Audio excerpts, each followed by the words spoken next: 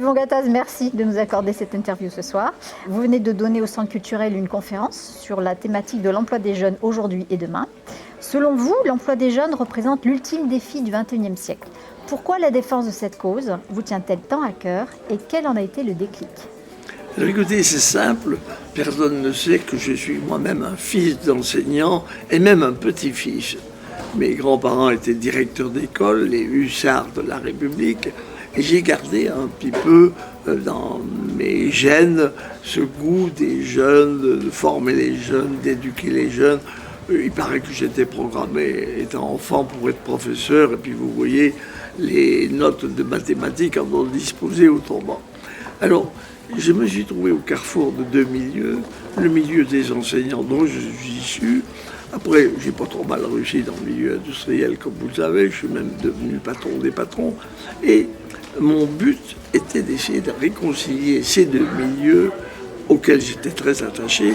Et donc je constatais, lorsque j'étais jeune ingénieur, que ces deux milieux ne s'aimaient pas. Enfin, je l'ai un peu dit tout à l'heure dans ma causerie, c'est un peu fort de dire qu'ils ne s'aimaient pas, mais ils s'ignoraient superbement.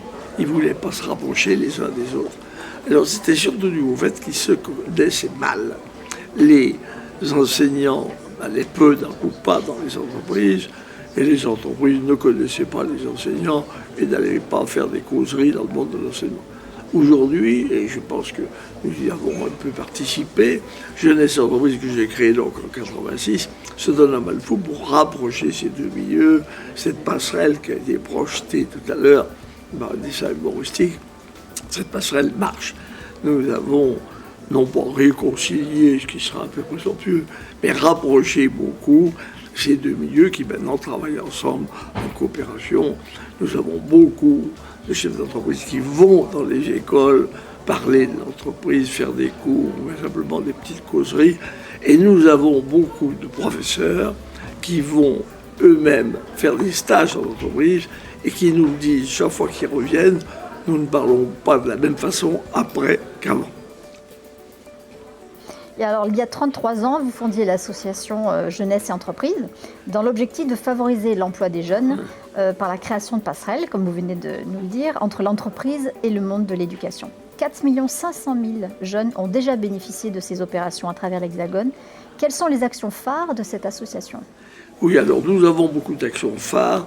On a commencé par écrire des livres, après on a fait une plaquette pendant 5 ans que nous avons remis à tous les élèves de 4e de l'enseignement public et de l'enseignement privé.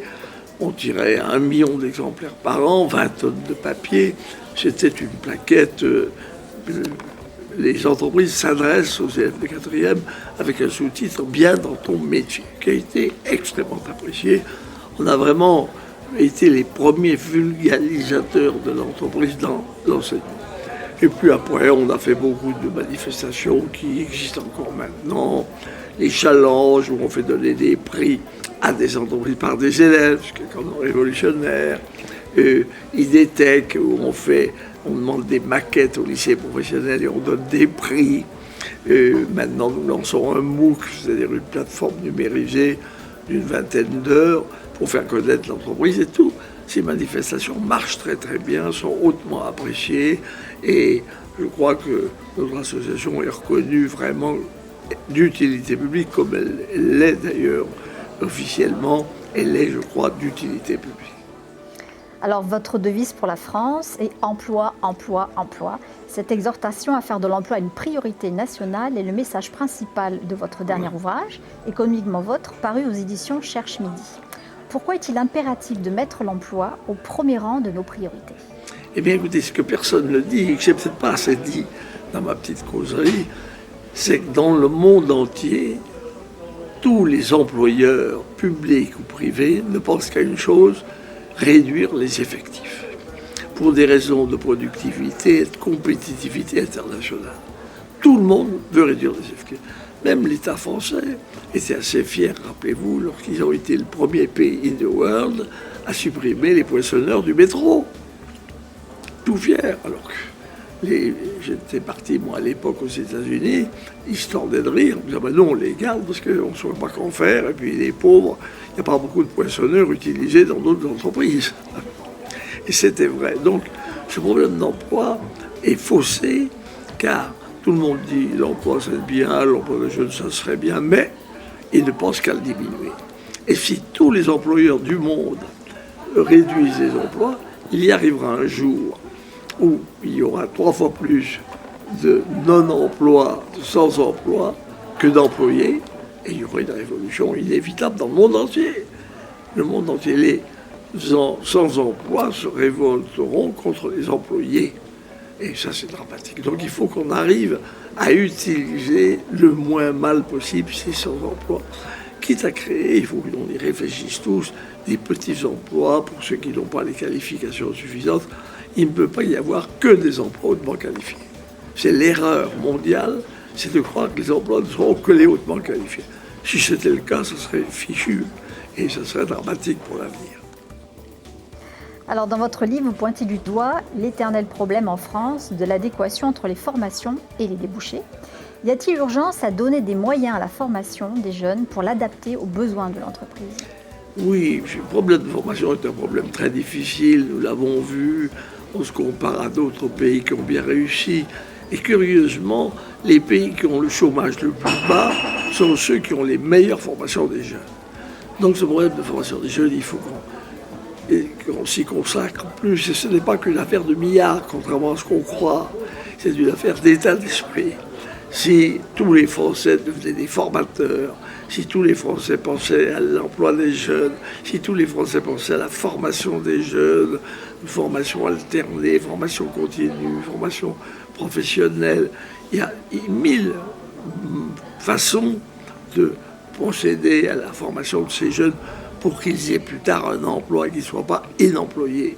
Et ça, il est certain qu'il y a une révolution, non seulement financière, mais surtout une révolution psychologique à faire sur l'ensemble des Français, former les jeunes à l'emploi, la meilleure façon possible.